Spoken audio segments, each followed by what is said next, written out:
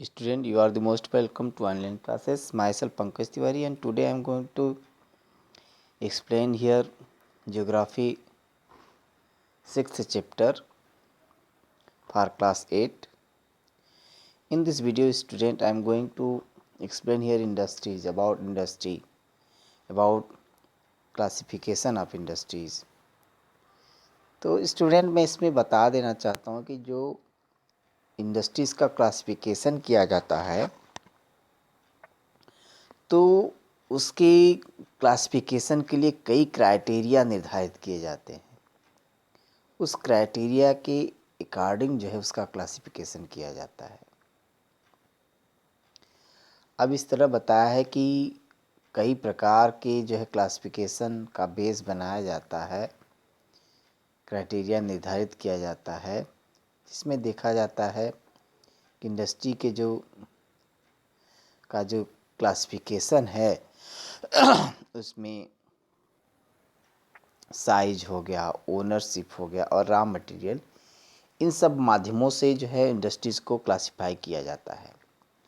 तब इन सब में से अगर हम पहले फर्स्ट पोजीशन पर क्लासिफिकेशन रखते हैं साइज़ के अकॉर्डिंग, तो साइज़ इसमें बताया गया है कि जो साइज़ के अकॉर्डिंग हम क्लासिफिकेशन करते हैं वो डिपेंड करता है नंबर ऑफ़ पीपल एम्प्लॉयमेंट, कि किसी इंडस्ट्री में कितने लोग एम्प्लॉई हैं, किस तरीके का रॉ मटेरियल यूज किया जा रहा है, किस तरीके का कैपिटल पूंजी इन्वेस्ट किया जा रहा है, और जो प्रोडक्शन है, जो प्रोडक्ट गुड्स जो प्रोडक्ट किए जा रहे हैं वो किस नेचर का है।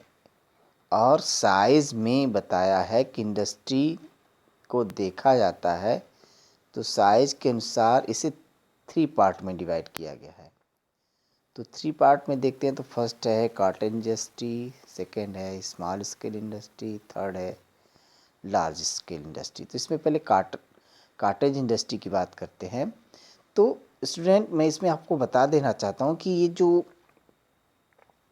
कॉटेज इंडस्ट्री है ये मुख्य रूप से हाउस होल्ड मैन्युफैक्चरिंग यूनिट होता है, एक ही परिवार के सदस्य मिल करके और वो कॉटेज इंडस्ट्री में काम करते हैं। और इसके एम्प्लॉई जो होते हैं वो स्मॉल फैमिली में अपने जो है इंडस्ट्री को लगाते हैं और उसमें उनकी हेरिडिटरी चलती है, जैसे क्राफ्टमैन हो गए, जैसे क्राफ्टमैन हैं। इसके अलावा कुछ उनके द्वारा ऑर्डिनरी टूल्स का यूज किया जाता है उनके जो रॉ मटेरियल हैं उनको प्रोसेस करने के लिए। तो इस तरीके से रॉ मटेरियल अगर देखते हैं इस कॉटेज इंडस्ट्री का तो लोकल में ही अवेलेबल होता है और जो लोग हैं उसमें प्रोसेस करके जो है गुड्स को बनाते हैं। तो ये मार्केट जो है उसका लोकल मार्केट में ही बिक जाता है। इसमें बहुत कम पूंजी इन्वेस्ट करने की आवश्यकता होती है कॉटेज इंडस्ट्री में। इसमें देखा जाता है कि कॉटेज इंडस्ट्री जो है उसमें देखा जाता है कि इसमें बहुत ज़्यादा ट्रांसपोर्ट की आवश्यकता नहीं होती और इसमें कुछ जो प्राइमरी प्रोडक्ट होते हैं उनका जो है यूज किया जाता है। और जनरली इसमें देखा जाता है कि इसमें एम्प्लॉयमेंट जनरेट किया जाता है वो भी जो है विलेज एरिया से मिलते हैं। अगर एंशियंट आर्ट देखें तो उससे और लोग विलेज क्राफ्टमैन जो है इसके लिए टैलेंटेड होते हैं। तो मेन जो है आर्टिकल्स इससे जो बनते हैं वो कॉटेज इंडस्ट्री में मुख्य रूप से पोटरी है, बास्केट है, हैंडलूम्स हैं, रोप्स है, शूज़ है, फिश नेट्स हैं। ये कुछ इम्पॉर्टेंट गुड्स हैं जो कि कॉटेज इंडस्ट्री में बनाए जाते हैं। और हम देखते हैं तो ये जो है इम्पॉर्टेंट जो कॉटेज इंडस्ट्री है वो कुछ डेवलपिंग कंट्रीज़ में ज़्यादा देखने को मिलता है, जिससे हम देखते हैं भारत जैसे है। और स्मॉल स्केल इंडस्ट्री की बात करते हैं तो स्मॉल स्केल इंडस्ट्री में जो है पावर से मशीनरी चलते हैं, उसमें इन्वेस्टमेंट किया जाता है, एक्सटर्नल लेबर प्रोडक्शन करने के लिए उनको बुलाया जाता है। इसके अलावा जो है स्मॉल स्केल इंडस्ट्री में कॉटन इंडस्ट्री से कुछ कह सकते हैं कि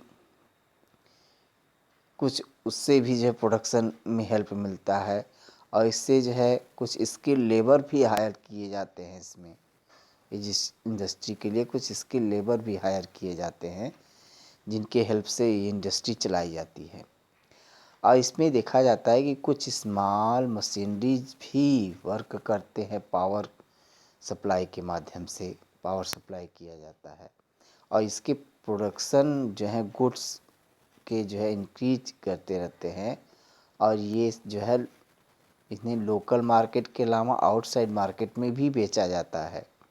और ये इनके जो प्रोडक्ट होते हैं स्मॉल स्केल इंडस्ट्री में, वो इलेक्ट्रॉनिक गुड्स हो गया, ब्रासवेयर हो गया, अटेंसिल्स हो गए, फर्नीचर्स हो गए, टेक्सटाइल गुड्स हो गया, परफ्यूम्स हो गए, लेदर के जो प्रोडक्ट हो गए, इस तरीके के को जो है प्रोडक्ट जो है स्मॉल स्केल इंडस्ट्री में बनाए जाते हैं।